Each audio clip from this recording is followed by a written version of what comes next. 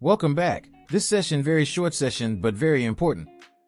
If you're working with Boolean value in JSON.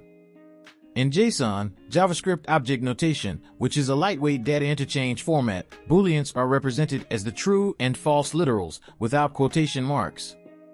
These are used to express a truth value, logical value, which could be either true or false. Let's jump to Visual Studio Code and write the JSON for Boolean value. So first, as usual, any JSON will start with curly braces. Then we will start writing the key value pair. In this case, each key holds the value true or false. As you can see in the example, the Boolean values true and false are used to denote the states of is active, is deleted, has premium access, and is verified.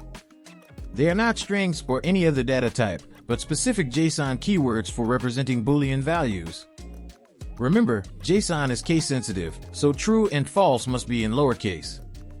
Writing them as true, or false would be incorrect and would not be properly recognized as Boolean values in JSON.